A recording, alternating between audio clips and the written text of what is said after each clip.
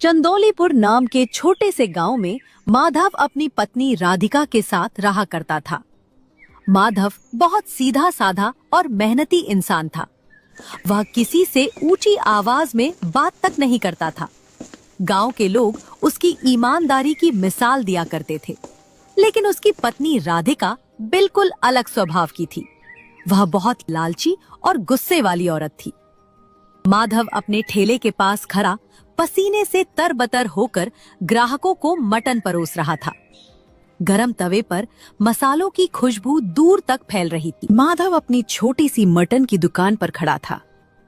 ऊपर से तपती धूप आग बरसा रही थी। तभी एक औरत सिर पर दुपट्टा रखे दुकान पर आती है। तुम्हारा मटन तो पूरे गांव में सबसे अच्छा होता है। एक बार जो खा ले वो कहीं और से लेना ही भूल जाए। धन्यवाद बहन जी। मैं हमेशा कोशिश करता हूँ कि लोगों को ताजा और साफ मटन मिले।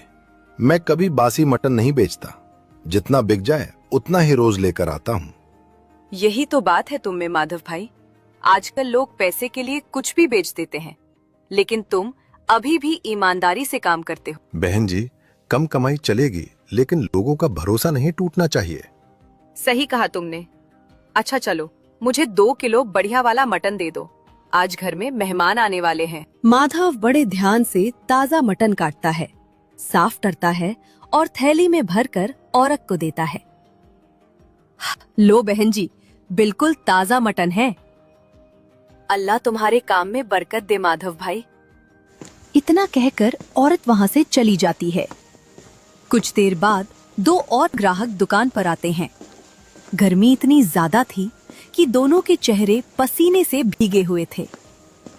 माधव भाई जल्दी करो, मुझे 3 किलो मटन चाहिए। घर पर सब इंतजार कर रहे हैं। घबराइए मत भाई साहब, अभी देता हूँ। वह तेजी से मटन काटकर पैक कर देता है। लो भाई, पूरा 3 किलो। तभी दूसरा ग्राहक आगे आता है। वो थोड़ा गुस्से में और जल्दी में लग रहा था। मुझे 10 किलो मटन चाहिए, जल्दी पैक कर दो। माधव थोड़ी देर चुप रहता है, फिर खाली टोकरी की तरफ देखकर बोला, भाई साहब, मटन खत्म हो गया है। इतनी जल्दी खत्म हो गया? अरे तुम ज्यादा मटन क्यों नहीं लाते? भाई साहब, मैं उतना ही मटन लाता हूँ जितना उसी दिन बिक जाए। इतनी भयंकर गर्मी में ज्यादा मटन रखने से खराब होने का डर रहता है। मैं बासी मटन बेचकर लोगों की सेहत के साथ खिलवाड़ नहीं कर सकता। लेकिन तुम्हारी दुकान पर तो हमेशा भीड़ लगी रहती है। भीड़ से ज्यादा जरूरी लोगों का भरोसा है भाई साहब।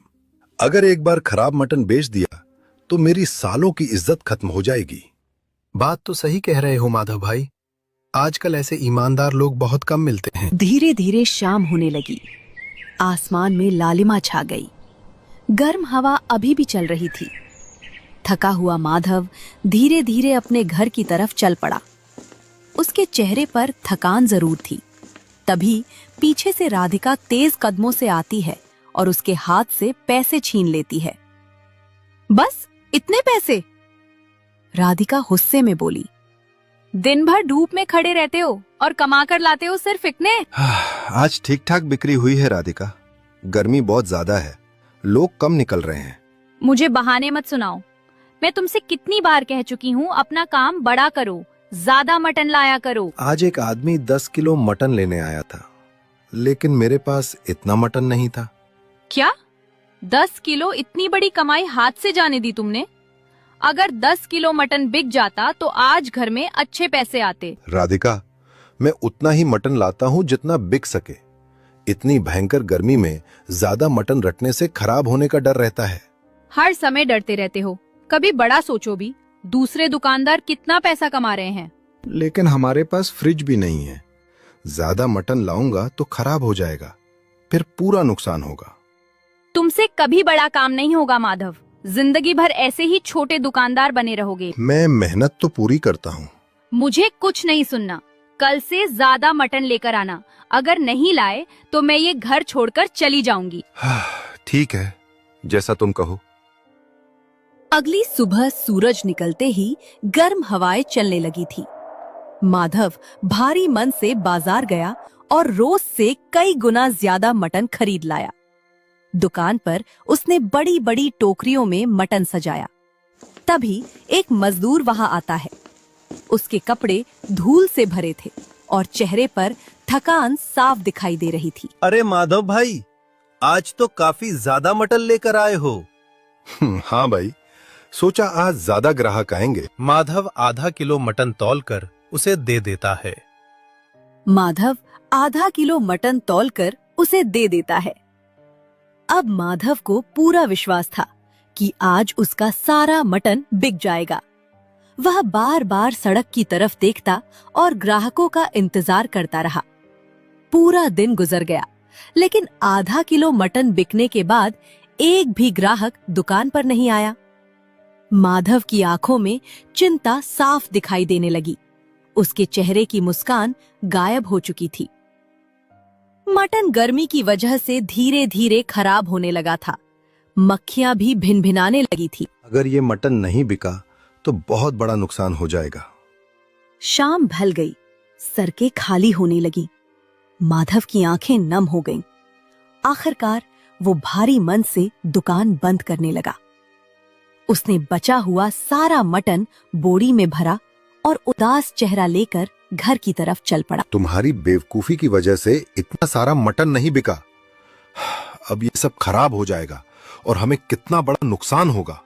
मैंने पहले ही कहा था राधिका, इतनी गर्मी में ज्यादा मटन लाना ठीक नहीं होगा। बस करो अपनी समझदारी की बातें। हर बार डर डर कर काम करते हो। इसी वजह से जिंदगी भर गरीब रहोगे। अब मुझे तो लग रहा है कि कल दुकान भी नहीं खोल पाऊंगा। इतना नुकसान हो गया है। नुकसान क्यों होगा? इस सारे मटन को पानी में डाल दो, खराब नहीं होगा। राधिका, इतनी गर्मी पड़ रही है, पानी में डालने से मटन ज्यादा देर नहीं टिकेगा। अगर खराब मटन ग्राहकों को दे दिया तो लोगों के पेट में दर्द हो सकता है, उनकी तबीयत खराब हो सकती है। अरे कुछ नहीं होगा। लोग एक दिन खराब मटन खा भी लेंगे तो मर थोड़ी जाएंगे। मैंने आज तक कभी किसी को खराब चीज नहीं बेची। मुझे कुछ नहीं सुनना। जैसा मैं कहती हूँ वैसा करो, वरना अच्छा नहीं होगा। माधव चुप हो गया। वह जानता था कि राधिका के आगे ज्यादा बोलने का कोई फायदा नहीं था। भारी मत से उसने बड़े टब में पानी भरा और सारा बचा हुआ मटन उसमें डाल दिया। अगली सुबह सूरज निकलते ही गर्मी फिर से भयंकर हो गई। ग्राहक जल्दी जल्दी दुकान पर आता है। जल्दी से 1 किलो मटन दे दो, घर पर मेहमान बैठे हैं। माधव कांपते हाथों से मटन निकालने लगा। एक बात बताओ माधव भाई, तुम्हारे मटन से इतनी अजीब बदबू क्यों आ रही है? ऐसा लग रहा है जैसे मटन खराब हो गया हो। माधव घबरा गया। उसके माथे पर पसीना आ गया। अरे नहीं भाई साहब, मटन बिल्कुल ताजा है। पास वाली गली में एक कुत्ता मर गया है, उसी की बदबू आ रही होगी। अच्छा, मुझे तो लगा मटन खराब है। नहीं नहीं भाई, आप चिंता मत करो। फिर उसने जल्दी से मटन पैक किया और ग्राहक को दे दिया। ग्राहक पैसे देकर वहां से चला गया, लेकिन ग्राहक के जाते ही माधव का दिल और भारी हो गया। या अल्लाह, मैं क्या कर रहा हूँ? मैंने कभी किसी के साथ धोखा नहीं किया। तभी एक बूढ़ा आदमी लाठी टेकते हुए धीरे धीरे दुकान की तरफ आता है। उसके कपड़े पुराने थे और चेहरे पर गरीबी साफ दिखाई दे रही थी। कैसे हो माधव बेटा? अरे चाचा आप? मैं ठीक हूँ, आप कैसे हो? बस बेटा, जैसे तैसे जिंदगी चल रही है। आज आधा किलो मटन चाहिए। चाचा, आप आज मटन लेने आए हो? हाँ बेटा, मेरी एक ही बेटी है। उसने कई दिनों से मटन खाने की जिद कर रखी थी। पूरे हफ्ते मजदूरी करके थोड़ा थोड़ा पैसा जोड़ा है, तब जाकर आज आधा किलो मटन खरीदने लायक पैसे हुए हैं। ये सुनकर माधव का दिल कांप गया।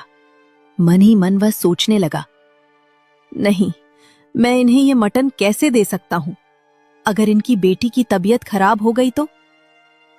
अगर बिना पैसे कमाए घर आए तो घर में घुसने नहीं दूंगी। कांपते हाथों से उसने वही खराब मटन तोला और थैली में भर दिया। लो चाचा। चाचा पैसे देकर खुशी खुशी वहां से चले गए। माधव गुस्से और पछतावे में घर के एक कोने में बैठा था। क्या हुआ माधव, इतने गुस्से में क्यों बैठे हो? मटन तो पूरा बिक गया ना, फिर चिंता किस बात की है? हाँ, मटन बिक गया, लेकिन तुम्हारी वजह से मुझे एक गरीब आदमी को सड़ा हुआ मटन देना पड़ा। तो क्या हो गया, धंधे में थोड़ा बहुत चलता रहता है। चलता रहता है? तुम्हें पता भी है वो आदमी कौन था? मुझे सिर्फ इतना पता है कि घर में पैसे आने चाहिए। बहुत हो गया राधिका, इंसानियत नाम की भी कोई चीज होती है? मैं इस घर के लिए सोच रही हूँ और तुम मुझे गलत बता रहे हो। घर चलाने के लिए किसी गरीब की जिंदगी से खेलना जरूरी नहीं होता। तुम्हारी यही कमजोरी तुम्हें जिंदगी भर गरीब रखेगी। तो मैं तुम्हें इस घर से निकाल दूंगा। इतनी सी बात पर तुम मुझे घर से निकालने की धमकी दे रहे हो? ठीक है, अगर मेरी इतनी ही इज्जत है इस घर में तो मैं खुद ही चली जाती हूँ। जैसी तुम्हारी मर्जी। इतना कहकर राधिका जोर से दरवाजा बंद करती है और घर छोड़कर चली जाती है। ले बेटा, आज तेरे लिए मटन लाया हूँ। पूरे हफ्ते धूप में मजदूरी करके पैसे जोड़े थे मैंने। सोच रहा था आज मेरी बेटी खुशी से खाना खाएगी। पिताजी, आप मेरे लिए इतना मेहनत मत किया करो। आपकी हालत देखकर मुझे अच्छा नहीं लगता। पिताजी, एक बात बोलूं? मुझे इस मटन से थोड़ी अजीब बदबू आ रही है। ऐसा लग रहा है जैसे मटन सही नहीं है। मैंने भी माधव से यही पूछा था बेटा। उसने कहा दुकान के पास कुछ मरा हुआ है, उसी की बदबू होगी। माधव खराब मटन नहीं बेच सकता। दोनों खाना खाने लगते हैं। कुछ देर बाद रोशनी अचानक अपना सिर पकड़ लेती है। पता नहीं पिताजी, मुझे बहुत तेज चक्कर आ रहे हैं। ऐसा लग रहा है जैसे सब घूम रहा हो। घबराना मत बेटा, शायद गर्मी की वजह से ऐसा हो रहा होगा। तू थोड़ा पानी पी ले। रोशनी उठने की कोशिश करती है, लेकिन अचानक नीचे गिर पड़ती है। रोशनी, बेटा आंखें खोल, क्या हुआ तुझे? पिताजी, मेरे पेट में बहुत तेज दर्द हो रहा है। ऐसा लग रहा है जैसे आग लग रही हो। तू डर मत बेटा, मैं अभी जाकर दवाई लेकर आता हूँ। तुझे कुछ नहीं होने दूंगा। लेकिन पिताजी, हमारे पास पैसे कहाँ हैं? दवाई कैसे आएगी? मैं अभी सेठ जी के पास जाता हूँ, उनसे कुछ पैसे उधार मांग लूंगा। तू बस हिम्मत रख। जल्दी आना पिताजी, मुझे बहुत डर लग रहा है। चाचा घबराए हुए तुरंत सेठ जी की हवेली की तरफ भागते हैं। सेठ जी, मेरी बेटी की बहुत हालत खराब है। उसे अचानक तेज पेट दर्द और उल्टियां शुरू हो गई हैं। कृपा करके मुझे कुछ पैसे उधार दे दीजिए ताकि मैं उसकी दवाई ला सकूं। देखो काका, तुम मेरे यहाँ इतने सालों से काम कर रहे हो, इसका मतलब ये नहीं कि मैं हर समय पैसे एडवांस देता रहूं। इस वक्त मेरे पास भी ज्यादा पैसे नहीं हैं। लेकिन सेठ जी, मेरी बेटी बहुत दर्द में है। अगर जल्दी दवाई नहीं मिली तो उसकी हालत और बिगड़ जाएगी। मैं हाथ जोड़ता हूँ, मेरी थोड़ी मदद कर दीजिए। मैं समझ रहा हूँ काका, लेकिन सच कहूँ तो इस समय मेरे हाथ भी खाली हैं। अगर मेरे पास पैसे होते तो मैं जरूर मदद करता। चाचा की आंखों में आंसू आ जाते हैं। वो टूटे हुए मन से धीरे धीरे वहां से वापस चल पड़ते हैं। तभी सामने से माधव आता हुआ दिखाई देता है।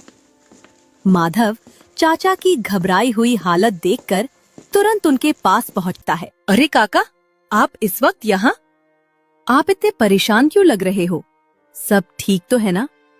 बेटा माधव, अगर तेरे पास कुछ पैसे हो तो मुझे उधार दे दे। मेरी रोशनी की हालत बहुत खराब हो गई है। क्या रोशनी की तबीयत खराब हो गई? अचानक कैसे? पता नहीं बेटा, तेरे यहाँ से जो मटन लेकर गया था ना, उसे खाने के बाद उसकी तबीयत बिगड़ गई। उसे तेज पेट दर्द हो रहा है, उल्टियां हो रही हैं, चक्कर आ रहे हैं। अगर जल्दी दवाई नहीं मिली तो पता नहीं क्या हो जाएगा। हाँ। ये सुनते ही माधव के पैरों तले जमीन खिसक जाती है। उसके चेहरे का रंग उड़ जाता है। उसे तुरंत वही सड़ा हुआ मटन याद आ जाता है जो उसने मजबूरी में बेच दिया था। चाचा, आप बिल्कुल चिंता मत कीजिए, मेरे पास थोड़े बहुत पैसे हैं। अभी दवाई ले आते हैं, इंशाल्लाह रोशनी ठीक हो जाएगी। माधव तुरंत चाचा को लेकर दवाई की दुकान पहुंचता है। वो अपनी जेब में रखे सारे पैसे निकालकर रोशनी के लिए दवाई खरीद लेता है। दोनों जल्दी जल्दी घर पहुंचते हैं। रोशनी दर्द से कमजोर हो चुकी थी। चाचा तुरंत उसे दवाई देते हैं। कुछ देर बाद धीरे धीरे उसकी हालत में थोड़ा सुधार होने लगता है। उसकी सांसें पहले से शांत हो जाती हैं। काका, ये सब मेरी गलती है। रोशनी की इस हालत का जिम्मेदार मैं हूँ। तू कैसी बातें कर रहा है बेटा?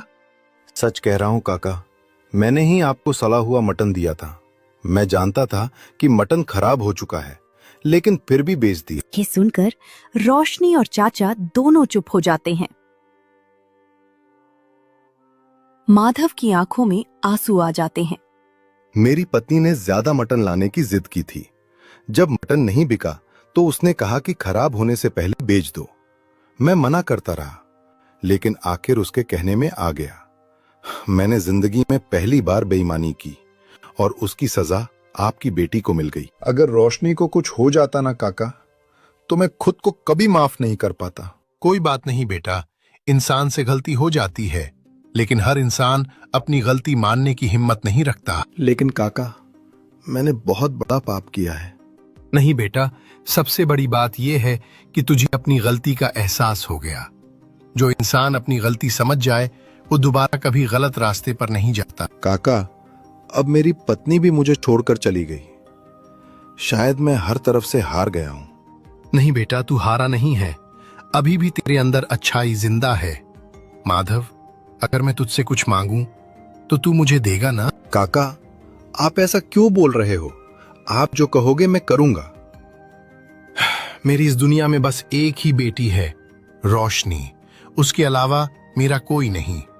मैं चाहता हूं कि तू उससे शादी कर ले। क्या? काका, आप ये क्या कह रहे हो? मैं इंसानों को पहचानता हूं बेटा।